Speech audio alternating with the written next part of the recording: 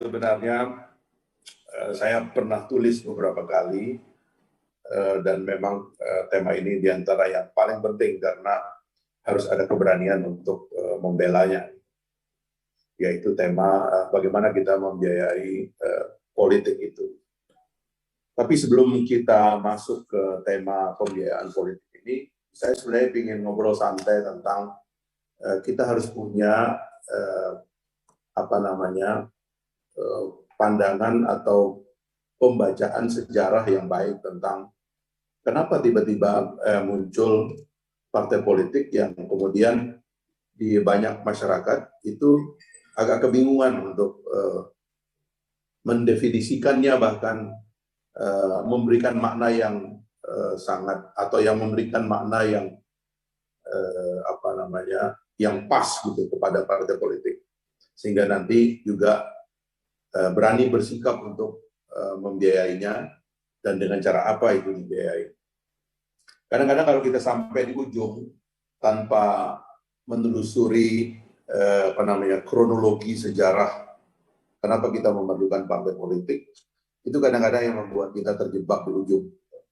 Karena pada dasarnya partai politik lahir tidak lain dan tidak bukan adalah karena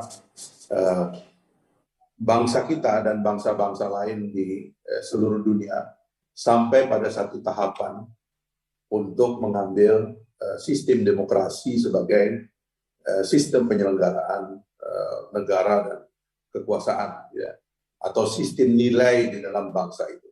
Itulah sebabnya kemudian kita memilih partai politik sebagai keharusan dari demokrasi, karena backbone dari demokrasi dimanapun di seluruh dunia adalah partai politik. Gitu.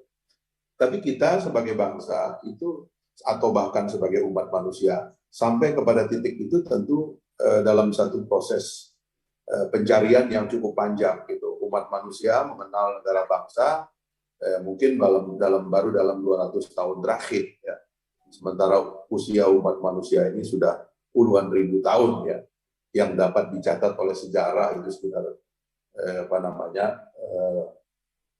kalau zaman kita balik ke zaman Nabi Muhammad aja itu 1.500 tahun. Tapi kalau kita anggap seperti yang ditulis sampai Nabi Ibrahim, ya kira-kira 10.000 tahun, ya, umat manusia. Dan di dalam cerita Nabi Ibrahim sudah ada raja, namanya Raja Namrus. Itu sudah ada sistem kerajaan di sana. Nah, evolusi dari sejarah berpikir manusia tentang politik dan kekuasaan inilah yang mengantarkan kita kepada demokrasi, ya.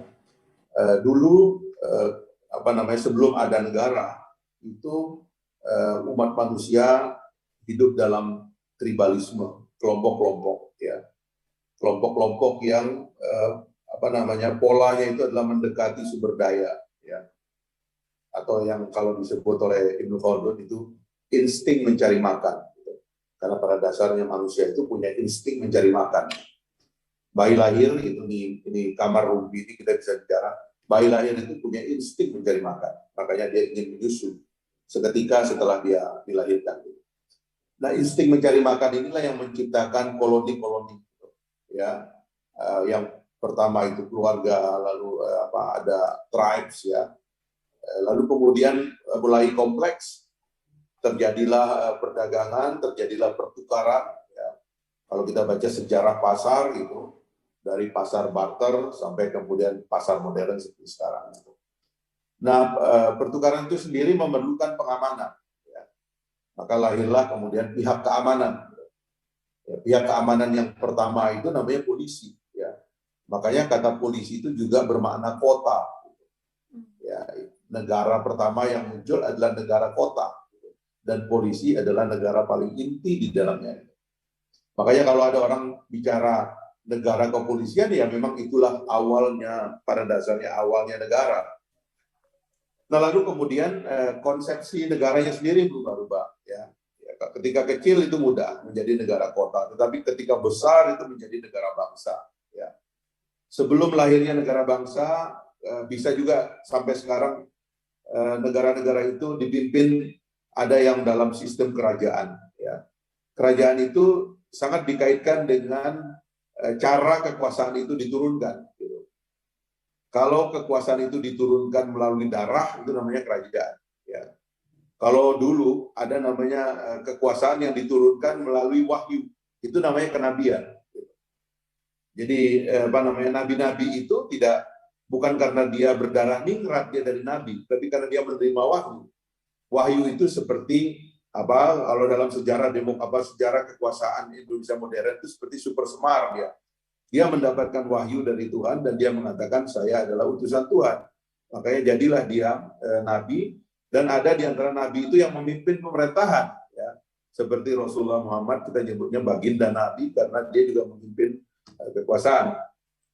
Lalu apa namanya? Ada yang mendapatkan kekuasaan itu dari darah karena keturunan. Itulah raja-raja. Ya. Di Indonesia masih ada contohnya. Ada Hamengkubuwono di Yogyakarta yang masih pemimpin secara politik, ya, meskipun konsepnya sebenarnya kacau di Indonesia ini.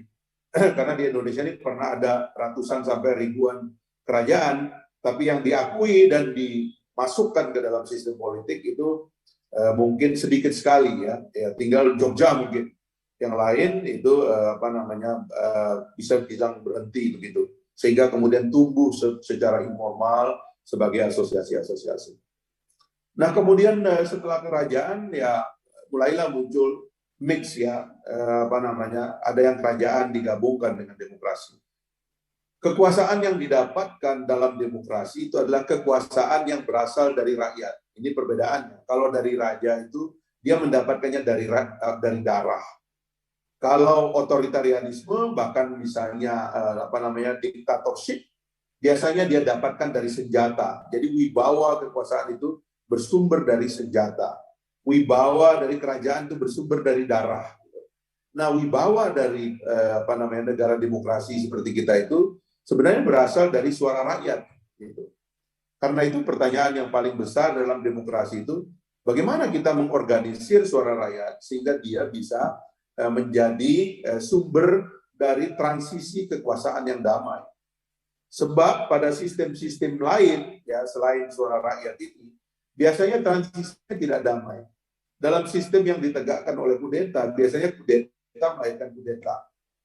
Dalam sistem kerajaan biasanya dibunuh gitu. Raja membunuh raja, ya. Kalau ada yang membaca sejarah Turki itu kan lahirnya Turki Utsmani itu berdarah-darah, ya, melalui pembunuhan juga, bahkan pembunuhan di antara saudara. Kita boleh mengatakan itu ada dalam tradisi Islam, tapi tidak menghilangkan fakta bahwa kerajaan itu ditegakkan melalui sengketa, karena darah dibayar darah kadang-kadang demi menegakkan kekuasaan itu. Nah, demokrasi itu dianggap sebagai sistem yang paling peaceful, paling damai. Itu sebabnya manusia modern memikirkan bagaimana kita menyelenggarakan kekuasaan dalam demokrasi itu secara damai. Nah, disitulah lahir salah satunya adalah pemikiran tentang representasi, sesuatu yang bisa melalui metode rekrutmen, lalu melakukan agregasi, melakukan representasi, dan bahkan kemudian menjadi wakil dari kekuasaan yang sah. Nah, itulah fondasi dan fungsi dari partai politik. Lahirlah partai politik. Itu sebabnya agak sulit kita membayangkan sebuah negara demokrasi tanpa partai politik. Itulah sebabnya juga kita mengatakan sulit sekali kita menyelenggarakan negara yang baik tanpa partai politik yang baik. Gitu. Karena itu partai politik itu menjadi semacam keniscayaan di dalam demokrasi. Dia tuh harus ada. Dan oleh sebab itulah pula kita sekarang memikirkan bagaimana agar keberadaan partai politik itu justru tidak menjadi bumerang bagi demokrasi. Sebab dalam sebuah negara demokrasi, kalau partai politiknya mengalami kerusakan, keseluruhan demokrasi juga mengalami kerusakan. Karena partai politik adalah sumber kekuasaan, mata air dari kekuasaan, sumber wibawa dalam negara, maka kerusakan partai politik adalah rusaknya negara itu. Jadi metode atau tema Rumpi sore ini memang tema yang paling rumit dan tetapi yang paling penting sebenarnya. Karena kita harus membenahi dan memperbaiki partai politik sehingga demokrasi kitanya akan sehat. Sehat partai politiknya, sehat demokrasinya, sehat negaranya, maka sehat seluruh bangsa. Tetapi rusak partai politiknya, maka efeknya adalah kerusakan umum. Itu yang sekarang ini rasanya kita membicarakan ini dalam situasi di mana kita merasa partai politik telah mengalami kerusakan. Ya, orang gampang sekali tidak percaya dengan partai politik. Orang menganggap partai politik sumber korupsi. Orang menganggap partai politik itu sumber masalah, sumber kronisme, sumber dinasti, sumber oligarki, ya, sumber penyelewengan dari kekuasaan. Nah, sekarang lalu kita mencari apa akar-akar penyebab daripada rusaknya partai politik dan bagaimana cara kita memperbaikinya. Sebab pertama dari kerusakan partai politik itu sendiri, ya diantaranya, ya kalau yang saya baca itu adalah para politisi atau mereka yang berada dalam partai politik mulai gagal membaca apa sebenarnya makna dari partai politik. Gitu. Partai politik itu kalau kita baca tadi fungsinya sebagai rekrutmen, ya kan, agregasi, representasi, itu semua sebenarnya fungsi-fungsi intelektual, fungsi-fungsi pendidikan. Itu sebabnya saya menganggap bahwa partai politik itu adalah lembaga pemikiran. Karena melalui partai politiklah kita mengintroduksi cara berpikir dalam penyelenggaraan negara. Tapi sekarang ini partai politik rupanya telah menjelma menjadi mesin kekuasaan. Dan makin kuat kesadaran di kalangan para politisi dan pemimpin partai politik bahwa partai politik tidak lain dan tidak bukan adalah alat untuk mentransaksikan kekuasaan. Mulai dari tiket pilkada sampai tiket-tiket lainnya nanti sampai pilpres dan sebagainya. Nah, ini kesalahan yang paling fatal. Gitu.